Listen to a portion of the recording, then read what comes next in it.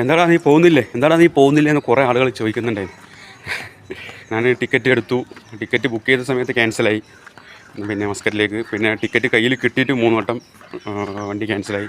ഇപ്പോൾ റേറ്റ് ഏറ്റവും ചുരുങ്ങിയത് 40,000 രൂപേൻ്റെ അടുത്താണുള്ളത്. പിന്നെ അങ്ങോട്ടേക്ക് മേലെയാണ്. കുറേ ഫ്ലൈറ്റ് ക്യാൻസലായിപ്പോയി. അപ്പോൾ ഇൻഷാ അല്ലാഹ് 2-3 നാളോളം നമ്മളിങ്ങനെ യാത്ര പറഞ്ഞ് നിന്ന് പോകണമെന്ന് പറഞ്ഞിട്ട് പോകാൻ പറ്റിയിട്ടില്ല. അപ്പോൾ ഇൻഷാ അല്ലാഹ് ഇന്ന് 30-ാം തീയതി മാർച്ച് 30 ഇൻഷാ അല്ലാഹ് നമ്മൾ രാത്രി വൈകുന്നേരം ഇറങ്ങുകയാണ്. അപ്പോൾ ബൈക്ക് ആട്ടം കൊണ്ടുപോയി. അപ്പോൾ ഇനി 4 കിലോമീറ്റർ നടക്കണം. ചെറിയൊരു അത്യാവശ്യം ഉണ്ടായിരുന്നു.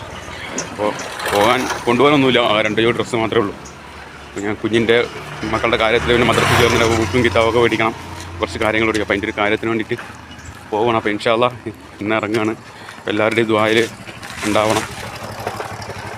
കൊണ്ട് കുത്തുമോ? അപ്പോൾ എല്ലാവരുടെയും പ്രാർത്ഥനയിൽ ദുആയിൽ ഉണ്ടാവണം ഇൻഷാ അല്ലാഹ്. കൊച്ചിയിൽ നിന്നാണ് പോകുന്നത്. രാത്രി 11:30-ക്കാണ് ഫ്ലൈറ്റ്. അപ്പോൾ ഇൻഷാ അല്ലാഹ് കൂടെ നിന്നവർക്ക് എല്ലാവർക്കും സന്തോഷം അറിയിക്കുന്നു.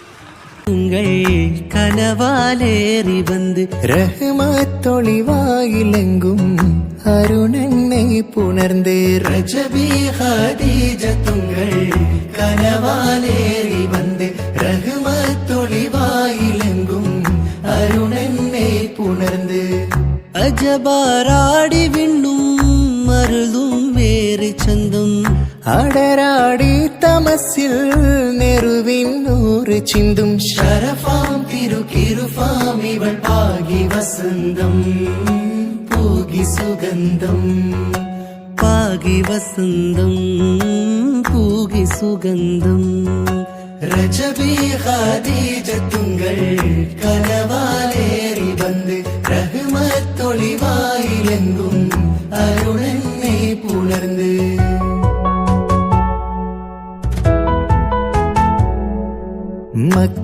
മക്കാപുരിയാകെ ആഘോഷരാവ് മഹിമാ ഖുറൈശിയിൽ കല്യാണരാവ് മക്കാപുരിയാകെ ആഘോഷരാവ് മഹിമാ ഖുറൈശിയിൽ കല്യാണരാവ് മെഹബൂബ് നൂറുൽ അമീനോരേ രാവ് മെഹബൂബ് നൂറുൽ അമീനോരേ രാവ് മുഹബത്തിൻ ബീവി താഹിറ വിളങ്ങും രാവ് മക്കാപുരിയാകെ ആഘോഷരാവ് മഹിമാ ഖുറൈശിയിൽ